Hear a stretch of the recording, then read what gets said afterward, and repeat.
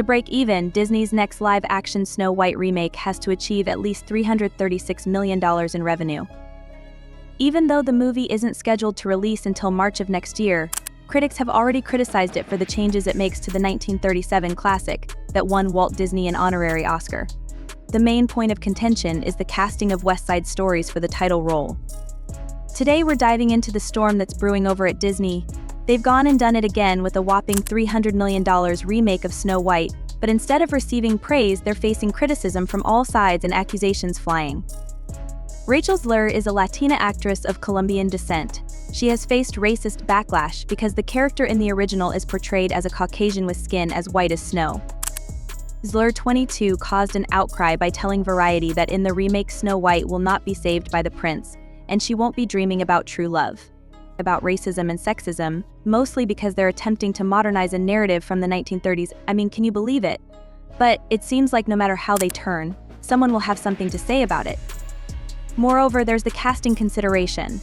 Disney made the choice to have the gifted Latina actress Rachel Zegler play Snow White. Now, Snow White is often as pale as snow, but in 2023, the decision has generated a whole new round of discussions. People support Disney because they are diverse. While some people are baffled as to why the studio deviated from the original so much, it seems like someone will always point fingers at you. Let's face it, isn't it about time we saw more varied faces in these roles? Snow White is gonna be taken back into the editing room, and all the shots of the 7 dwarves are gonna be cut because they weren't 7 dwarves. There was so much backlash, and it's been enduring for so many months that they are now subtracting all of those actors and putting in CGI dwarves. This is a disaster. Anything that's sort of like they're trying to do a new version of an old Disney cartoon, the Disney cartoon always wins. Yeah, and this political correctness and this just to be, it's terrible. I don't understand what they're trying to do. I mean, are you going to take your kid to see this? Probably, yeah. I'm not. You're going to pass on this because of this whole controversy now? No, I'm taking a hard pass on it. This Snow White press tour has got to be the worst marketing I've ever seen for a movie. I mean, the new Snow White actress is literally walking around interview to interview just bashing Snow White. The original cartoon came out in 1937, and very evidently so. There is a big focus on her love story with a guy who literally stalks her. Weird. Super weird. So we didn't do that this time. I'm gonna stand there 18 hours in a dress of an iconic Disney princess. I deserve to be paid for every hour that it is streamed online. I was scared of the original cartoon. I think I watched it once and then I never picked it up again. Reality is that the cartoon was made 85 years ago. It's extremely dated when it comes to the ideas of women being in roles of power. She's not gonna be saved by the prince, and she's not gonna be dreaming about true love. She's dreaming about becoming the leader she knows she can be. Doesn't this just seem like such a fun movie? That actress is so smug and this movie's gonna flop. I'm really grateful for the support I've received from people online, but please don't tag me in the absurd debate about my casting. I hope every kid understands they can be a princess no matter what, because I really don't want to see it. But it doesn't end there, people. This Snow White remake has placed itself right in the center of America's cultural conflicts. People are arguing about whether the original 7 dwarves should even appear in the film. It's a hot topic, and Disney is walking a tightrope in an attempt to strike a balance between historic aspects and current ideals. It seems as though every decision they make sets off a fresh argument. Rachel Zegler, for example, stirred things up when she declared that she detested the 1937 version of Snow White. Yes, you read that correctly, she didn't like the whole damsel in distress vibe or the, let's say, stalker-like Prince Charming. And let's not forget about the uproar regarding keeping the dwarfs. It's like there's a classic damned if you do, damned if you don't situation where you want to retain the tale people grew up with, but you also have to adapt to the times. Gal Gadot, the Wonder Woman actress, faced abuse on social media after sharing a statement about the violence in Israel and Palestine. Gal Gadot's message was supposed to be one of peace and unity between the two nations, but she got so much backlash from a section of the internet that she turned off comments and left only her tweet for public viewing. Critics and supporters of Palestinian causes accused the actress of using her position as unquote propaganda for Israel and its attempts at ethnic cleansing. Gal Gadot is Israeli, and she served with the Israeli Defense Forces when she turned 18 as part of the nation's mandatory military service policy. The actress's failure to include Palestine in her article, according to critics, was revealing. They also disputed that Israel and Palestine were at war, claiming instead that Israel was killing Palestinians. Gadot's message read, "My heart breaks, my country is at war. One worry for my family, my friends, I worry for my people." This is a vicious cycle that has been going on for far too long. Israel deserves to live as a free and safe nation. Our neighbors deserve the same. I pray for the victims and their families. I pray for this unimaginable hostility. As we continue to navigate these turbulent times, I hold out hope for a brighter future. I pray that our leaders can find the wisdom and courage to craft solutions that allow us to live side by side, in peace and understanding. I pray for better days where unity replaces division and compassion triumphs over conflict. But while we wait for those better days, let's turn our attention to some real drama unfolding behind the scenes, this time in the world of Hollywood. It's no secret that the entertainment industry often mirrors the tensions and issues of the real world, and one such conflict is making headlines in the latest production, featuring two major stars, Rachel Zegler and Gal Gadot. These two powerhouse actresses are not just making waves with their performances, but also with their clashing political stances, particularly over the deeply controversial and divisive issue of the Israeli-Palestinian conflict. On one side, we have Zegler, a young actress rising quickly through Hollywood's ranks who has been vocal in her support for Palestine. Her advocacy for Palestinian rights has earned her both praise and backlash from various corners of the internet and beyond. She is passionate about using her platform to draw attention to the plight of Palestinians, especially in a time when conversations about human rights and oppression are front and center in global discourse. Gal Gadot, an Israeli actress and former Miss Israel, stands on the other side. She has always been a proud representative of her Israeli heritage. Gadot, best known for her role as Wonder Woman, has expressed her unwavering support for Israel in the past, even serving in the Israeli Defense Forces (IDF) before her Hollywood career took off. This clash between Zegler and Gadot is more than just a difference in opinion, it's a collision of deeply held beliefs rooted in their cultural and national identities. The tension between these two actresses has created an undercurrent of unease that seeps into the production they're both part of, leaving people speculating whether these political differences will affect not only their on-screen chemistry but the film's reception as a whole.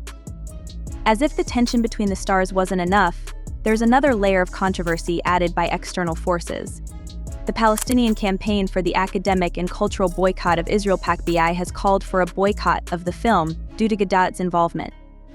PACBI argues that Gadot, as a public figure who has represented Israel on a global stage, is seen as a symbol of Israeli policies that they oppose. Despite Rachel Zegler's efforts to highlight Palestinian rights, critics argue that her involvement alone isn't enough to counterbalance Gadot's presence in the film. This has created a complex tug-of-war between star power and political activism, leaving audiences divided over whether they should support the movie or stand by the boycott. This situation highlights the ever-growing intersection between Hollywood and politics, where the personal beliefs of actors often spill over into their professional work, influencing public perception and ultimately box office sales. It raises important questions about whether audiences can or should separate an actor's political stance from their performance. At the heart of it, the real question remains, can the allure of Hollywood magic transcend these very real-world conflicts? Or will the weight of political division overshadow even the brightest of stars? It was gonna get taken out of context, and I know that at this point I can't really stop people from doing that because that's what my whole existence on the internet is just me being taken out of context, and that's what I signed up for, isn't it? But I never wanted to come off as me being ungrateful for the opportunities I have. It comes with so much ground that I never thought I would be able to cover, and that people think I'm doing poorly, and other people think I'm doing gracefully, and I don't think I'm doing it at all. Shifting gears, let's dive into how the community is responding to all this drama. Joel Petland, a prominent figure in the educational sector, isn't exactly jumping on the boycott bandwagon. He argues that focusing solely on the stars, such as Gal Gadot and Rachel Zegler, misses the bigger picture. These films aren't just about the big-name actors, they're supported by an entire crew behind the scenes, hundreds of individuals, from camera operators to costume designers, who rely on the success of these projects to make a living. According to Petland, a boycott doesn't just hurt the actors at the center of the controversy, it impacts a wide range of hardworking people who are simply doing their jobs, often without any connection to the political stances of the stars. Beyond that, it's important to consider the broader ripple effects on the stars themselves. In Hollywood, where image and relationships are everything, the ongoing political back and forth has made some actors think twice before publicly speaking out on controversial issues. Sharing an opinion in today's environment can mean instant headlines, and that can influence future job opportunities, industry relationships, and even personal reputations. It's almost like walking a tightrope one misstep, and you're caught in the storm of media attention and public backlash. This situation could lead to celebrities becoming increasingly hesitant to voice their opinions, worried about sparking controversies similar to those involving Gadot and Zegler. With every statement they make subject to intense scrutiny and public dissection, many stars may begin to second-guess the words they choose. The fear of backlash, particularly in the era of social media, creates an atmosphere where even the most well-meaning comment can spiral into a major public issue. In this environment, celebrities may feel that silence is the safest option, preferring to remain neutral rather than risk tarnishing their image or alienating fans. Looking at the bigger picture, the ripple effects of these controversies go beyond the careers of individual celebrities. The entertainment industry as a whole is influenced by these dynamics, where public perception and media reactions can dictate the trajectory of a film, project, or even a brand. As public discourse becomes more polarized, with every statement being analyzed and debated, the entertainment ecosystem itself evolves. Stars who once felt empowered to speak openly on social or political issues may now feel constrained, fearing that even the most innocuous remarks could damage their reputations or harm their projects. Ultimately, the lasting effects of these high-profile incidents stretch far beyond the specific controversies. They have the potential to reshape how celebrities interact with the public, how they navigate press tours, and how the media portrays their words. In a world where public figures are expected to engage but simultaneously face harsh judgment, the entertainment landscape may see a shift toward caution and restraint from its most prominent voices. The bigger picture in Hollywood seems like the whole film industry is tiptoeing around nowadays, trying not to step on any political landmines. Movies that once dove headfirst into social issues are now playing it cool, avoiding any direct mention of hot topics like climate change. It's a cautious new world out there in cinema, with directors and producers all wary of sparking the next big controversy. But what's the real impact of all this? Experts like Amanda Anlin and Thomas Doy weigh in, pointing out that while the actions of stars and the waves of boycotts can shake up Hollywood, they probably won't make much of a dent in the grand scheme of global politics. It's a bit of a reality check, right? Our favorite films and the faces that headline them can start conversations, sure, but changing the world's big issues, that's a whole other story. So I got to ask, does knowing this change how you view films and the stars who make them? Do you think Hollywood should keep steering clear of politics, or is it their duty to bring these issues to the forefront?